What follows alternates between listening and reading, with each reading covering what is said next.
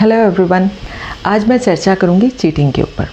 Life में हम सभी ने किसी न किसी तरह की चीटिंग फेस की हुई होती है और मैंने खुद अपनी लाइफ में चीटिंग फेस करी है। आज जब मैं चीटिंग के विषय में बात करूंगी तो मैं अपनी लाइफ का वो इंसिडेंट भी आपको बताऊंगी कि मेरे साथ क्या हुआ था और उसके बाद मैंने क्या किया और क्यों किया था।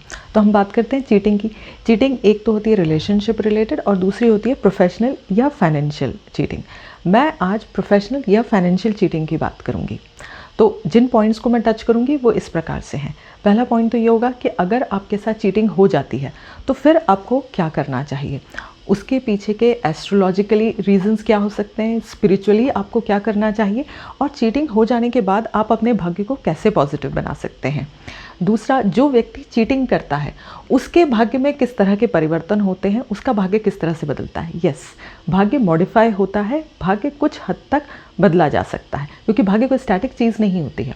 तो मुझे जो आज तक जो मैंने एक्सपीरियंस किया, मुझे ऐसा लगता है कि ईश्वर हमें ना एक चौराहे पर, क्रॉस रोड पर लाकर खड़ा कर देते हैं और उस क्रॉस रोड पर, उस चौराहे पर ये हमारे ऊपर डिपेंड करता है कि हम कौन सा रास्ता चुनते हैं और उस रास्ते के चुनाव से हमारी डेस्टिनी डिसाइड हो जाती है। चुनाव भी हमारा होगा, उस रास्ते पे चलने का कर्म भी हमारा होगा, लेकिन मौके हमें ईश्वर देगा या हम कह सकते हैं कि हमें हमारे सितारे देंगे। तो अगर आपके साथ चीटिंग होती है तो फिर आपको क्या करना चाहिए जिससे कि आपका भाग्य बेहतर बन जाए, मैं इस बात पे चर्चा करूंगी। परंतु उसको समझाने के लिए पहले मैं आपको ये बताती हूँ कि मेरे साथ क्या हुआ था। ये उन दिनों की बात है जब मैं स्टूडेंट थी और कॉम्पिटिटिव एग्ज़ाम्स की तैयारी कर रही थी। सेल्फ स्टडी करना होता है कॉम्पिटिटिव एग्ज़ाम में। फिर मैंने ना कोचिंग ज्वाइन करी।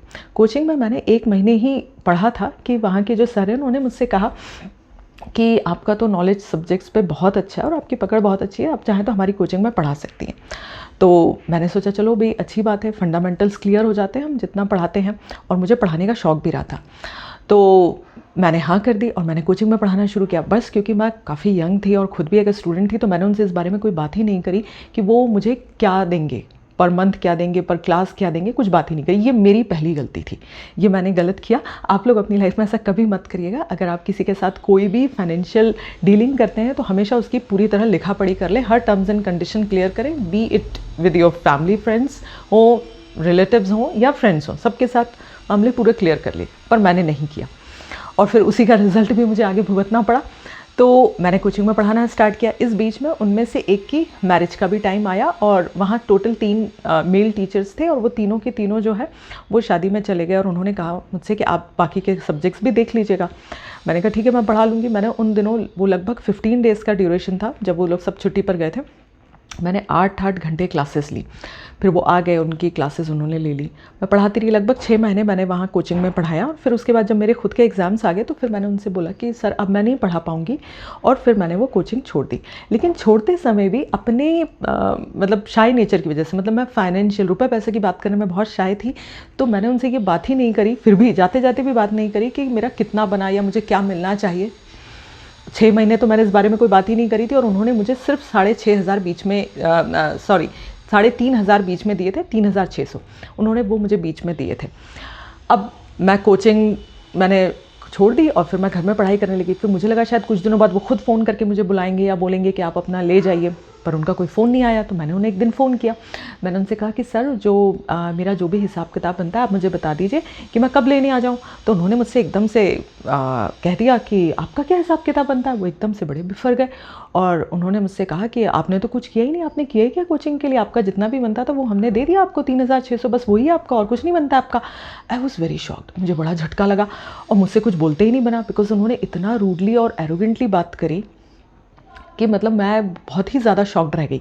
तो मैंने उनसे कुछ भी नहीं कहा और फिर मैंने जी सर करके मैंने फ़ोन रख दिया, क्योंकि किसी तरह की बहस करना या इस तरह का करना ये अपने संस्कार भी नहीं है। तो मैंने कुछ नहीं कहा, मैंने फ़ोन रख दिया। अब फ़ोन तो रख दिया पर मुझे बहुत बुरा लगा क्योंकि इन्होंने इतना रूडली और इतना एरोगेंटली बात करी थी कि वो मेरे दिल को बहुत चुभ गई थी। तो मेरी आँखों में आंसू आ गए और जब मेरी आंखों में आंसू आए, क्योंकि मैं हमेशा से बहुत ज़्यादा स्पिरिचुअल रही हूँ, तो मैंने 1 सेकंड के लिए भगवान का ध्यान किया और मैंने भगवान से कहा कि मुझे बहुत तकलीफ़ हुई है। जिस तरह से उन्होंने मुझसे बात की ना, मुझे बड़ा ही इंसल्टिंग फील हुआ, मुझे बहुत बुरा लगा है। और फिर मुझे ये भी लगा कि मेरी पहली कमाई थी वो ज़िंदगी की, मैंने उसके लिए हार्डवर्क करा था और उन्होंने मुझे पूरी तरह से देने से मना कर दिया। फिर मैंने सोचा कि ईश्वर से ही जो मेरी बात चल रही थी, तो मैंने यही सोचा कि वो लोग भी यंग हैं, उनकी शादी अभी जस्ट हुई है, बाकी 2 की तो हुई भी नहीं है, वो लोग अपना करियर सेट कर रहे हैं, शायद उनकी कोचिंग के खर्चे ज़्यादा होंगे, अभी उनकी कोचिंग शायद उतना चल भी नहीं रही होगी, शायद वो मुझे पैसे नहीं दे सकते होंगे। तो मैंने सोचा काश उन्होंने मुझसे ये कह दिया होता कि चंद्रा हम आपको कुछ नहीं दे पाएंगे, तो मैं उनसे कह देती कि सर आप मुझे एक पैसा मत दीजिए, अब मुझे कोई ज़रूरत नहीं है पैसे की, मैं मना ही कर देती। पर उन्होंने मुझसे इस तरह से क्यों बोला, मुझे लगता है शायद कि उन्होंने अपने सेल्फ रिस्पेक्ट को कवर करने के लिए एक एरोगेंट टोन को अपना लिया और इस तरह से बात करी। तो मैंने कहा जाओ, मैंने दिल में सोचा कि मैंने माफ़ किया, मैंने पूरी तरह से उनको माफ़ किया, उनकी उस रूडनेस के लिए, एरोगेंस के लिए मैंने उन्हें माफ़ किया। और मैंने सोचा कि मैंने उन्हें वो पैसा दान किया, और मैंने सोचा दिल से दान किया।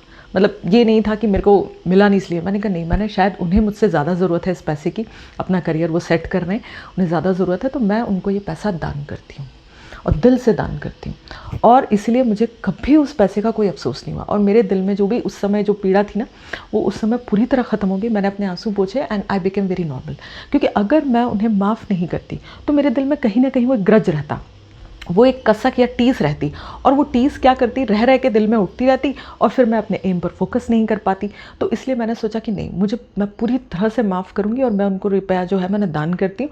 और मैंने भगवान से बोला कि अगर आपको मुझे देना ही है ना, अगर मेरी किस्मत में होगा ना, तो फिर आप ही मुझे दे देना, मुझे किसी के ऐसे दिल दुखा के मुझे किसी का पैसा नहीं चाहिए। कोई देता है खुशी खुशी दे तो ठीक है, लेकिन दिल दुखा के नहीं चाहिए। और मैंने फिर ऐसा बोला, और आप मानेंगे नहीं, उसके कुछ महीनों बाद ही प्रोफेशनली जो कहना चाहिए मैंने अपनी ज़िंदगी में कभी सोचा भी नहीं था, ईश्वर ने मुझे उससे कई गुना देना शुरू कर दिया। मतलब मुझे हमेशा लगा कि शायद मेरी तो कोई लायकत नहीं थी, ये तो ईश्वर की नियामत थी, मुझे हमेशा यही लगा। तो क्या होता है, जब आपके साथ कोई चीटिंग करता है तो दोनों के भाग्य बदल सकते हैं। उस जिसने चीटिंग करी उसका भाग्य तो 100% बदलेगा, परंतु यहाँ जिस व्यक्ति के साथ चीटिंग होती है उसके पास भी एक मौका होता है अपने भाग्य को बदलने का। तो अगर आप अपनी ज़िंदगी में चीटिंग फेस करते हैं ना, तो आप इसको एक अपॉर्चुनिटी की तरह लीजिए। जी हाँ, ये अपॉर्चुनिटी है अपने भाग्य में पॉजिटिविटी को लाने की।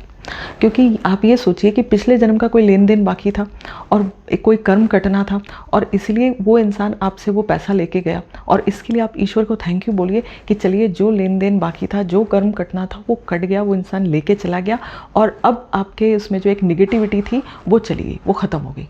और अब आप ये सोचिए कि हमने माफ़ किया, उसके दिल से माफ़ किया, और उस पैसे का बिल्कुल अफसोस मत करिए, बिल्कुल अफसोस। क्योंकि जब आप दिल से माफ़ करते हो ना, तो आपको उस इंसान के लिए ना कोई बिटरनेस रहती है, कोई कड़वाहट नहीं रहती, और ना ही उस पैसे का अफसोस होता है। तो आप उसे दिल से माफ़ करिए, और आप ईश्वर को थैंक यू बोलिए, थैंक यू बोलिए कि ये मौका मिला कि जिसका जो बाकी था वो अपना लेके गया। और ये सोचकर आप अपनी ज़िंदगी में आगे बढ़िए। क्योंकि अगर आप पॉजिटिव सोचोगे तो आप पॉजिटिविटी के साथ आगे बढ़ते हो। अगर आप वो सोच के दुखी रहोगे कि मेरे साथ चीटिंग हुई, और वो मन में एक निगेटिविटी रहती है, वो एक टीस रहती है, एक कुढ़न टाइप की रहती है, तो वो आप एक तो अपने एम पे फोकस नहीं कर पाओगे। दूसरा क्या होगा कि आप लाइफ में जो भी काम करोगे ना, उसमें वो एक निगेटिविटी एडेड होगी कि मेरे साथ ऐसा हुआ था, फिर आपको लगेगा मेरे साथ ऐसा हो तो मैं भी दूसरों के साथ कर सकता हूँ, तो वो तो और आपके कर्मों को बिगाड़ेगा। और चलो, अगर आपने कभी किसी के साथ बुरा आगे नहीं भी किया, खुद के साथ बुरा होने के बावजूद भी, तो भी क्या होगा, वो जो टीस है ना, वो एक नेगेटिव एनर्जी को हमेशा आपकी लाइफ में रखेगी, क्योंकि आप उसको माफ़ नहीं कर पाए, आप उसे कहते हैं ना, उसको वो ग्रज लेके आप जीते रहोगे, और वो भाग्य में कहीं ना कहीं जो है वो ऑब्स्ट्रक्शन क्रिएट करेगी। और जिस इंसान ने चीट किया, उसने तो अपना भाग्य जो है वो उसने बहुत ज़बरदस्त तरीके से बदल दिया।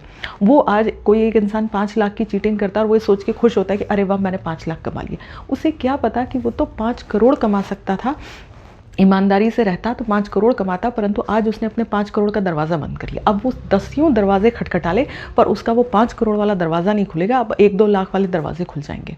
क्योंकि one has to repay, repayment तो है, परंतु प्रॉब्लम ये है कि हम ये नहीं जानते कि हम रीपे किस रूप में करेंगे।